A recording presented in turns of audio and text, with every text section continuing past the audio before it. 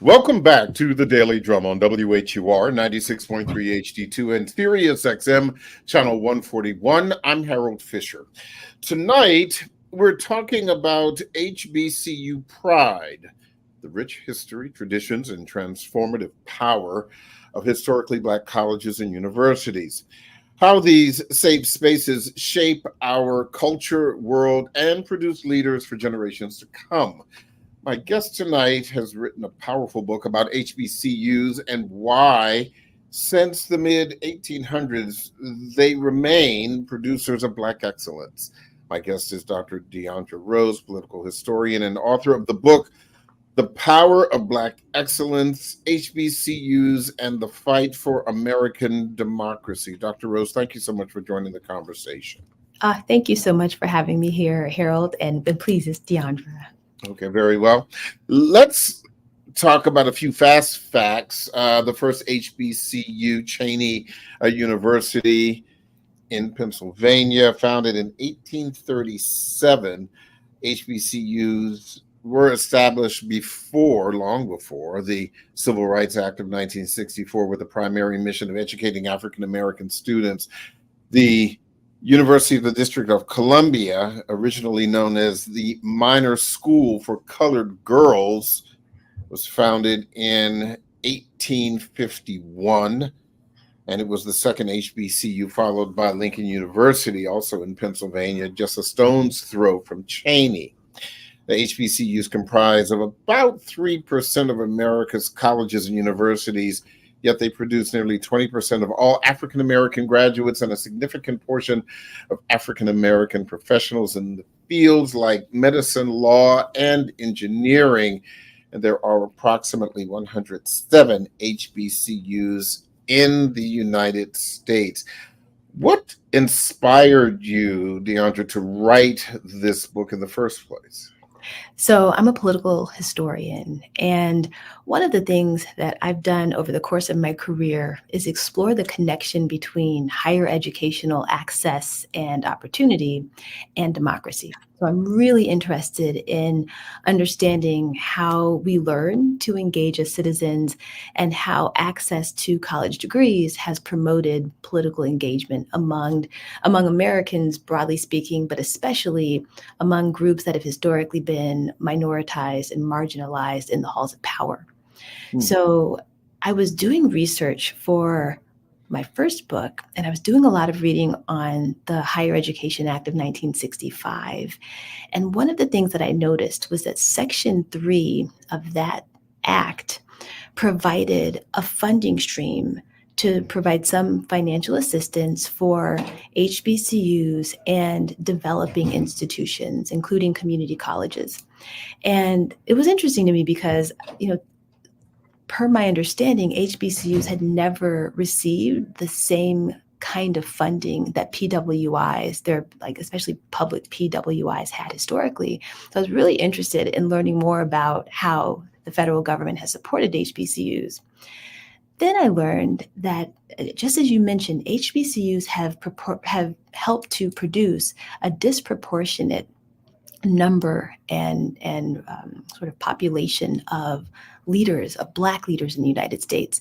So in addition to the fact that you mentioned for areas like law and business, we've seen that like 50% of Black lawyers, 80% of Black judges, and 40% of Black members of Congress are HBCU alums. And so for me, as a student of political history and higher education, I mean, that's astonishing. So I started to talk to people and very soon realized that there's something special about HBCU education that is fostering high levels of political engagement and leadership.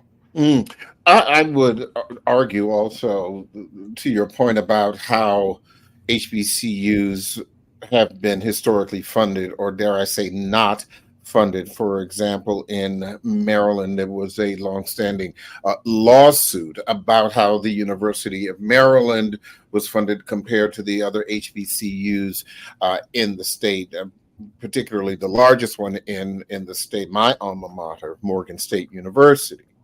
And so yes, that is true. But anyone who even has a peripheral understanding of African American history in this country, we kind of know that. We always knew that as it relates to uh, the issue surrounding separate but equal, even in public education, that schools where African American students attended, they were always severely underfunded. Mhm.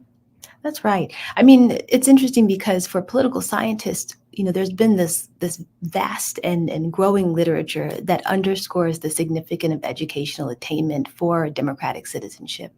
So political scientists have recognized that people who have college degrees, for example, are significantly more likely to vote. They're more likely to contribute to political campaigns, to volunteer for candidates and political causes, and even to protest than their counterparts who have, say, a high school diploma.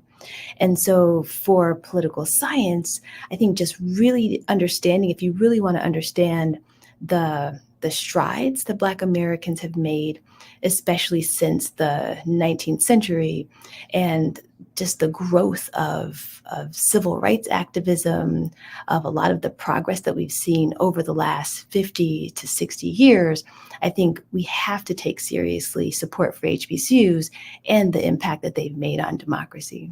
Why do you think that the role of HBCUs is so critical to American democracy now? Mm. I mean, it's interesting. I think when George Floyd was murdered, there was something of a racial reckoning in the United States. And for many people, and it could have been the confluence of the pandemic. A lot of people were at home.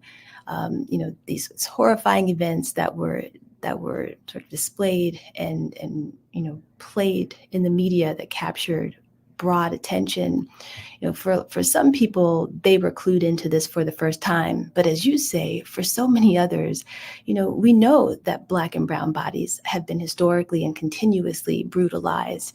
And so I think, there is this, in some corners, I think, a lack of understanding of the broad history of, just how race works in the United States and how progress has worked historically or not worked for some populations. And so I think, for right now, we're at a moment where people are asking big questions about democracy. Like, what does it mean to be in a democracy? What does sustaining a democracy require? And for people who focused on higher education, what's the good that higher education can do for democracy? And to my mind, as many higher educational institutions are, becoming politically targeted, like people are asking big questions about the value of higher education, the significance of higher education, and about democracy. I feel like HBCUs have been providing powerful lessons for how to empower like segments of the population, citizens who've historically been disempowered by the broader society. And so I think that for our broader society, we're looking for lessons on how to promote democracy, how to use higher education to promote social justice and the broader good. And I think that HBCUs, have provided powerful lessons for how to do this well. So, for the broader society, I'm assuming you mean people who are not of color. I'm thinking people of color and people who are not of color. Well, the reason I say that is because, um, and I'm speaking certainly anecdotally and as it relates to, my own, experience. And I think we probably have seen, quite a bit of that, not just so much educationally, but even if we go back to 1991 and we talk about the Anita Hill, Clarence Thomas hearings, for example, um, for Black people, an educated Black woman such as Anita Hill, no matter what the circumstances under which she came to the knowledge of the public, we've seen educated Black women before. We're used to seeing well-spoken, intelligent, educate. But for white people, as was some of the commentary at that time, uh, she was an anomaly. Hmm. Fast forward to Michelle Obama, for example, um, who also, for people who are not of color, they found her to be an anomaly, wherein in my personal experience and in the experience of my social and intellectual circle, Michelle Obama was like my mom, like my aunts, like my sister, like the sisters of the guys that I grew up with. And so I would argue that not everybody is particularly interested in finding out about Black history and more specifically HBCU. That's you're absolutely right. Some people, I think, haven't had that same sort of introduction to educated Black people, and it's one of the things that came out of the research for this book. So, in my data, I spoke to more than 100 HBCU alums and Black Americans who attended colleges that were not HBCUs, and got some insight into what their college experiences were like. And there were a number of people who talked about going to HBCUs and for the first time, having teachers who looked like them, having professors who, you know, embraced them the way that their aunts or their uncles or their grandparents did. And for students who have been coming from predominantly white high schools, for example, HBCUs provided an educational experience that was distinct and that really did, not only recognize their Blackness, but celebrate Blackness and Black excellence. So, like, I think for some people, HBCUs really have provided a powerful education of what Black accomplishment has historically looked like and continues to look like. Well, we can certainly, when you talk about Black accomplishment, just kind of off the top of my head, and I'm talking about more recent names. I mean, we could certainly talk about some of the grand historical figures, but Oprah Winfrey, she went to Tennessee State. Thurgood Marshall went to Howard University. Stephen A. Smith went to of ESPN fame, went to Winston-Salem State. Stacey Abrams went to Spelman. Raphael Warnock, the U.S. Senator in Georgia, he went to Morehouse. Spike Lee went to Morehouse. So I think, again, who is the book for? Who would you say the book is for? So may I add one more? Kamala Harris went to Howard. I mean, Yeah, and I was going to get to that, but certainly go right ahead. Yeah. So, I mean, this book is for anyone who's interested in thinking about the connection between higher education and democracy, and anyone who has an interest in the long history of Black education in the United States. I need to take a break, but when we come back, we are going to continue this conversation about HBCU Pride. So please stay with us. The Daily Drum will continue on Sirius XM, channel 141.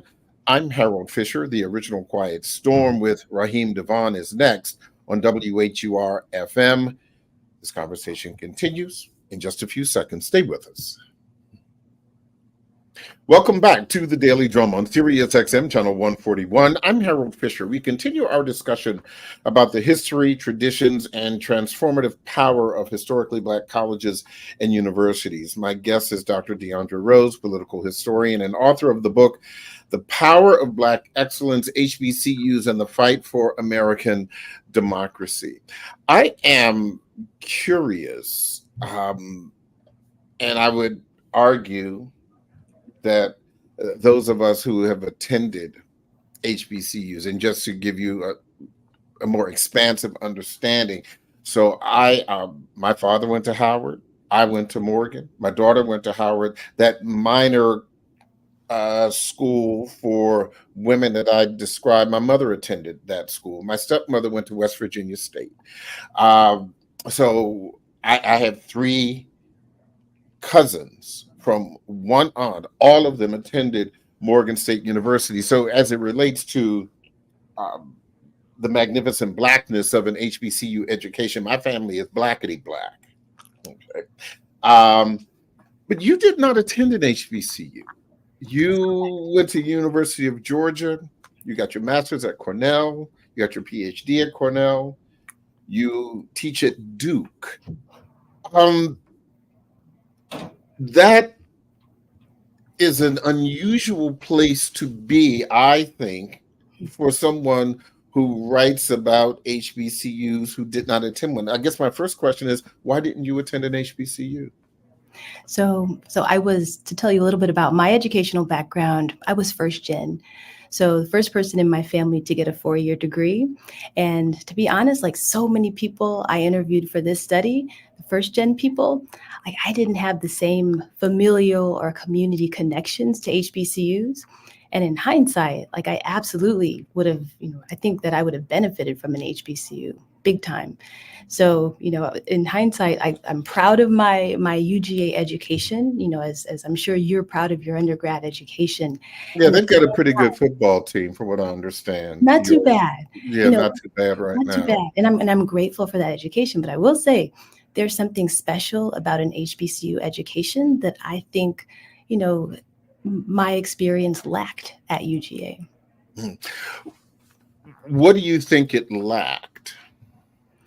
Honestly, I think for me, I think a full understanding and appreciation for Black history is something that it took becoming a political historian for me to really sort of actualize. And part of that was because, in a lot of the history classes that I had taken as a middle school student, a high school student, a college student, they didn't center the Black experience the way that, people told me in the interviews. Like every class that you take at Howard or at Spelman or at Morehouse is going to at some point center the Black experience. It'll center Black scholars, Black thinkers.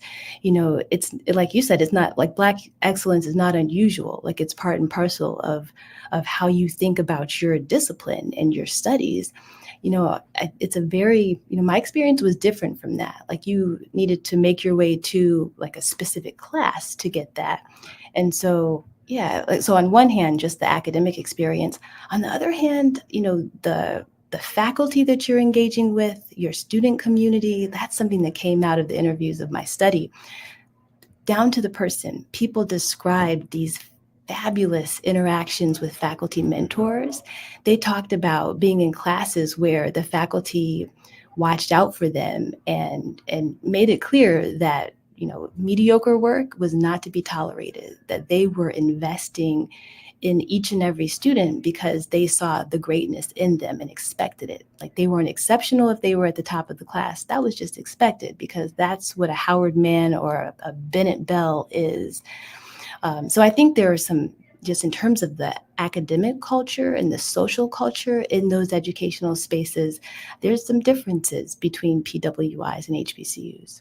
Oh, absolutely. I had, and I do consider it a privilege, I had an opportunity to interview some Howard alums prior to last week's homecoming.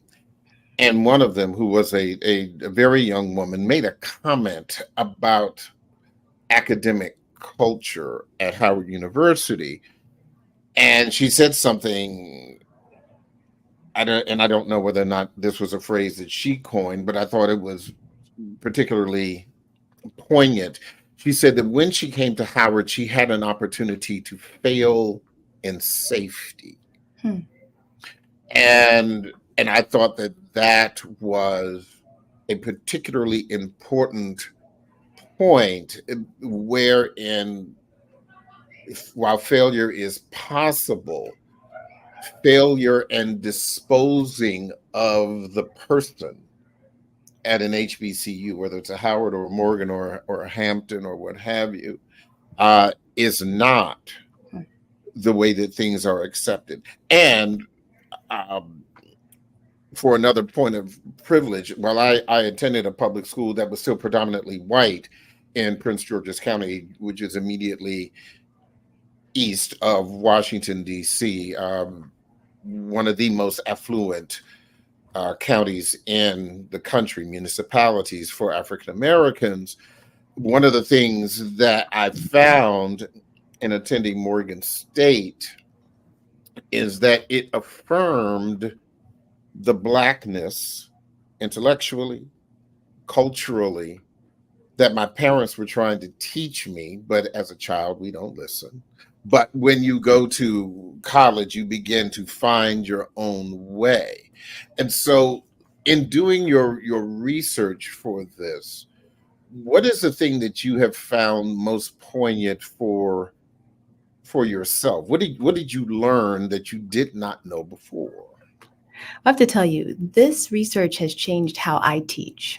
It really has. So, as I mentioned before, one of the themes that came out of this study was just the significance and the powerful impact that HBCU faculty have on their students, and the unique approach, I would argue, just thinking of the broad higher ed, the entire higher ed landscape in the United States.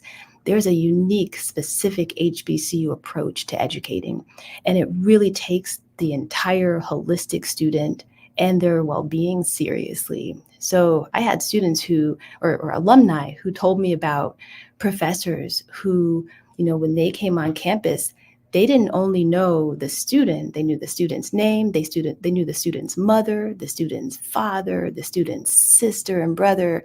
I mean, it was almost like, and they described it this way, being a part of a family. I just had this extended family when I made my way to my HBCU, and my professors were like my mom or my dad or my uncle and my aunt, and they looked out for me. They took care of me. They let me know that they had my back. People talked about even their dorm mates who were like their sisters or their brothers. They didn't hesitate to give them feedback. If they rolled out of bed and into class, and people would say, like, "You're not wearing pajamas to class, are you?" I mean, there were some things that as a faculty member, you wouldn't have caught me doing. I would not have been down at my students' dorms knocking on the door to say, "Hey, we're on the way to this field trip. Why aren't you on the bus?" But that's what HBCU faculty have regularly done. Mhm. So I think I've had such a heightened appreciation for not only the responsibility to teach my subject, but also just to invest in, like my students, like through mentoring, through making sure that they're okay, like asking questions about how they're doing, just in life.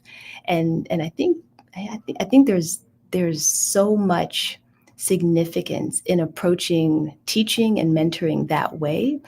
And I think especially for helping to develop leaders, people who are, keen to make a difference, not just for themselves individually, but for broader communities in the future.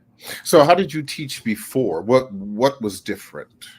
I think I had my boundaries were different, like in terms of what I felt comfortable asking, or sort of the things even that I spent my time on as a faculty member. So, take very seriously teaching. I love teaching. Teaching is valued where I am. And at the same time, with doing so much research, doing so much teaching, I might not have put so much emphasis on out of class mentoring or having lunch with students, or just checking in with them over time to make sure that they were navigating the educational experience in a certain way. I think for me, I would think, okay, there are counselors on campus who would do that, or maybe that's what RAs are doing. But I think for me, just the learning about how HBCU faculty have succeeded in helping just the diverse array of students that are coming to them. Like there was someone I interviewed for the book who told me, he was an alum of Morehouse, and he said, Morehouse can take someone like me, who's the son of a sharecropper, and someone like my roommate, who was the son of, Chicago industrialist, and after 4 years, help bring us to the same point of departure as we go out into the world. And there's a lot of investment that goes into that, especially when we think about how historically Black and brown students have been like the unevenness of the public school education that many Black and brown students get.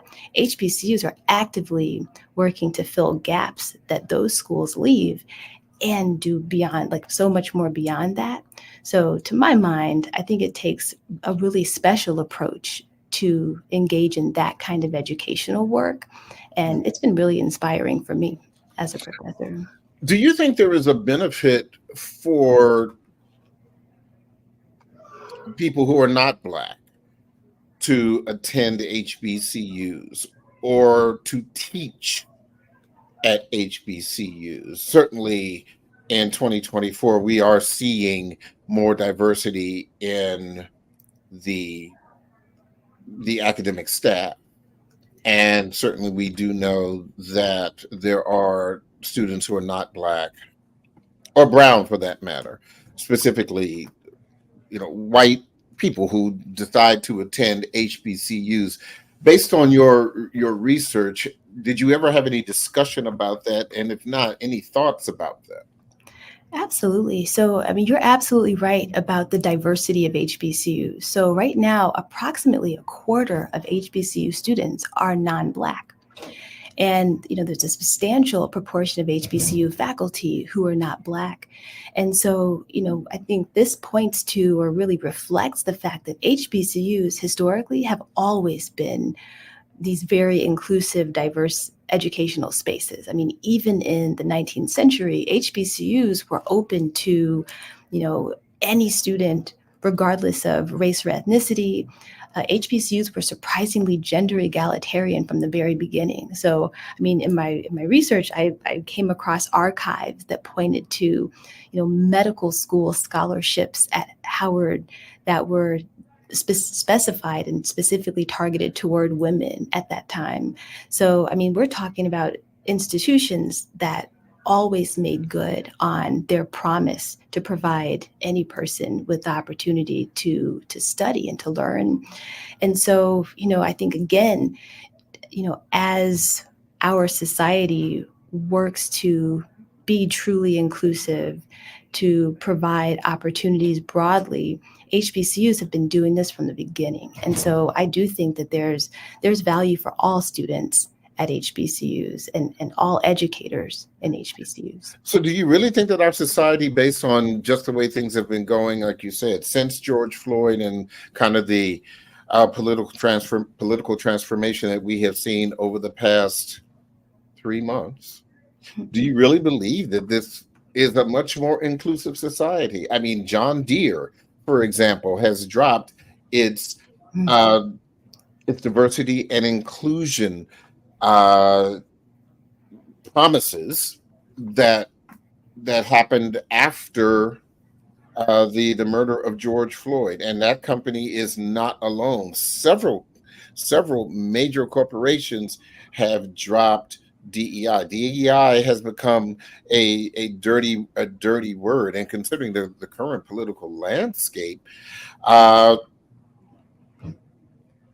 you sure that this is a much more in a society that is indeed attempting to be more inclusive? Some folks may be, but others not so much. Oh, you're absolutely right. I agree with that. Like, I believe that for the people who truly believe in democracy, in inclusion, in diversity, and equity, that commitment is strong and it's unwavering. And that's the commitment that has led HBCUs to do their transformative work from the first. To my mind, HBCUs have been part of the conscience of the United States. And I don't think that it's coincidental that, say, the strategy that led to Brown versus Board of Education and the desegregation of public facilities in the U.S., the dismantling of Jim Crow, came out of Howard University's law school.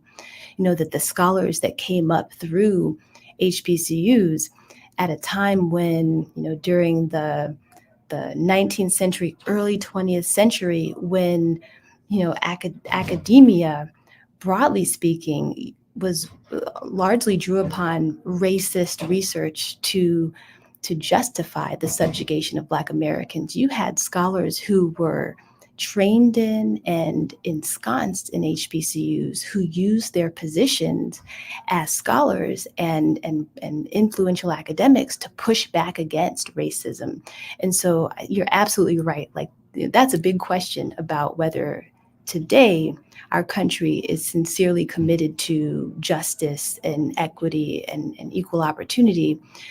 I'll say at the same time, for HBCUs and for so many people who share HBCU's commitment to empowerment of Black people in Black communities, I think the work is ongoing. And as we aspire to that work, the contributions that HBCUs and their leaders have made over time will continue to inform our progress there. Mhm.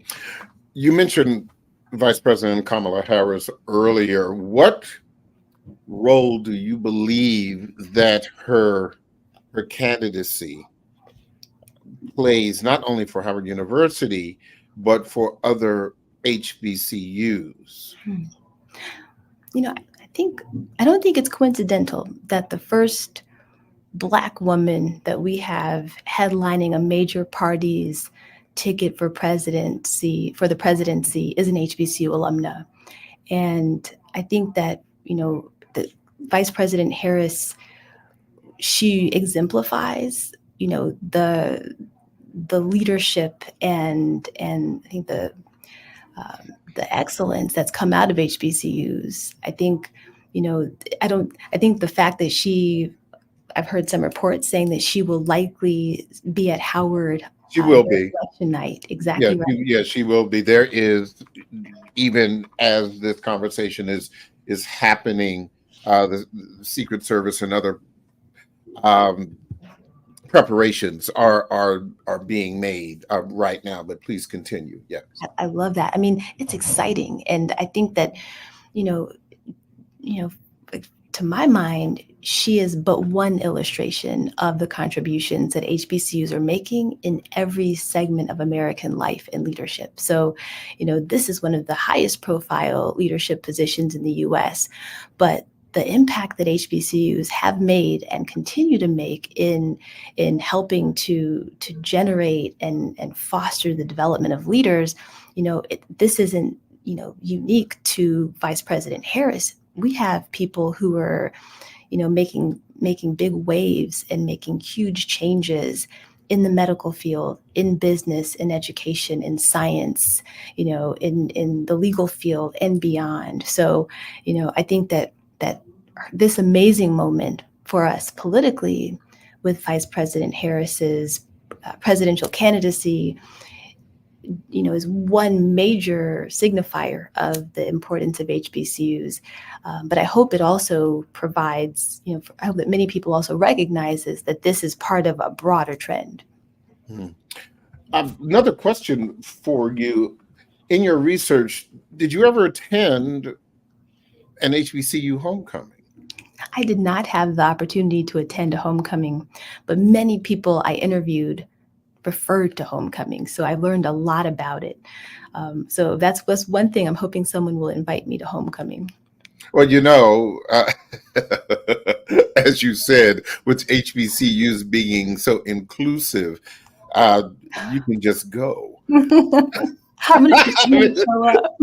Yeah, I mean, and I say this only slightly tongue in cheek, but literally, it is my belief that any HBCU homecoming that you would attend, be it a Howard or a Morgan, if you were to, or a Hampton or West Virginia State or Spelman, if you literally were to go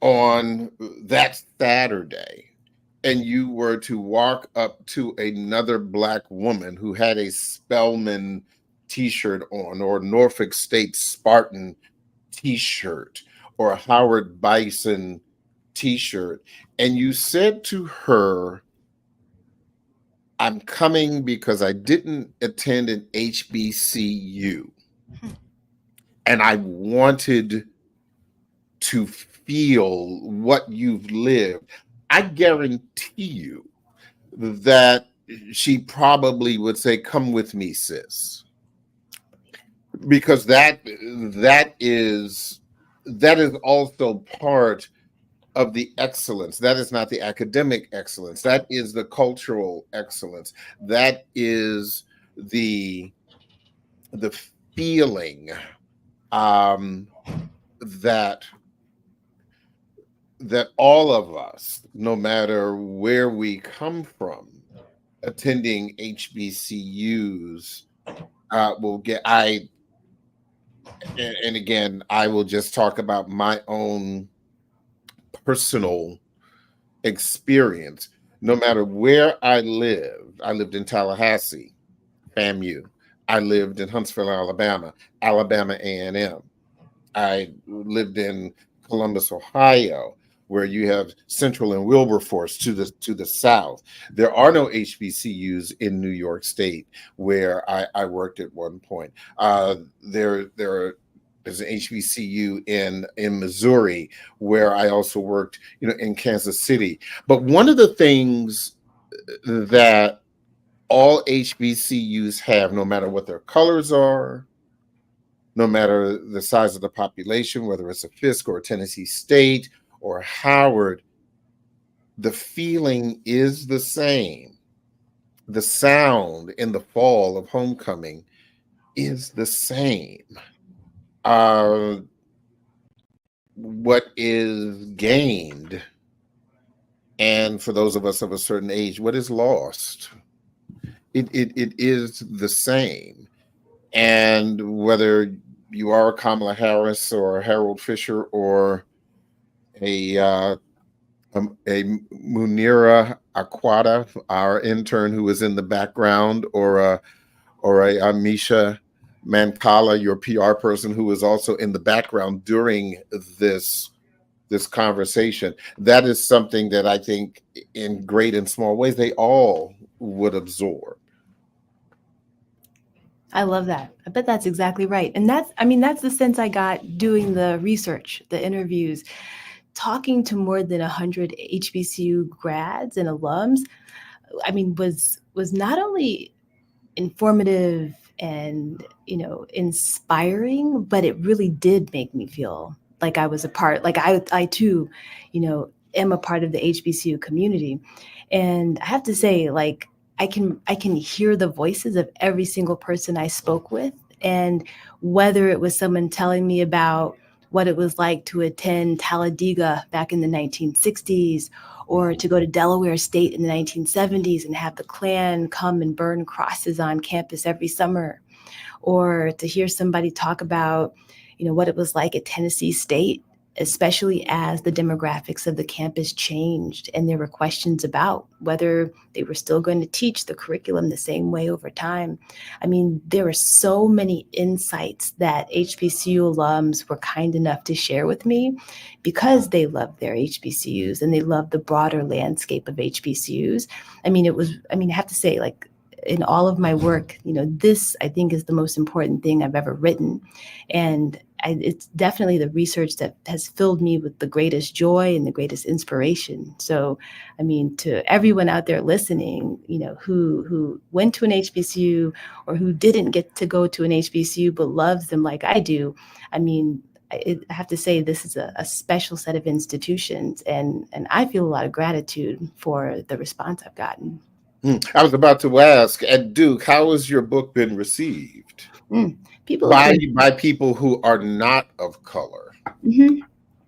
There's been so much enthusiasm, really, truly, and just excitement about the history, excitement about HBCUs. And, we have here in North Carolina in Durham, we've got North Carolina Central, which is here in Durham on the other side of just like down the road. And then we've got North Carolina A&T, Shaw, just so many wonderful HBCUs in the state. So we're proud of being part of this educational community.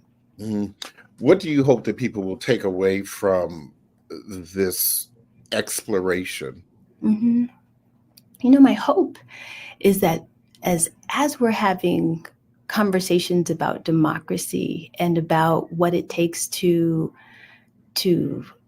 be a democracy and to sustain democracy, I hope that people will just recognize that HBCUs are a crucial part of American democracy and have played a crucial role in getting us where we are today. And I think also that HBCUs will continue to be crucial to American democracy in the future. Mm-hmm. Maybe your next book should be solely focused on HBCU homecomings. I love it. I feel like that's going to be some wonderful ethnographic research because I'd have to go to every homecoming and check it out. Ethnographic research. Yes, that's one way to put it. Dr. Deandra Rose, thank you so very, very much again. Congratulations on the book and also what you learned about yourself. I would say that Thank you so much. that also is, I would argue, as big as the book. Thank you very much. Thank you for having me with you. It's been delightful. You're quite welcome. That is the Daily Drum for this Friday, November 1st, for News Director Renee Nash, reporters Millette Green, Bramante Bryant. I'm Harold Fisher. Good night and have a wonderful weekend.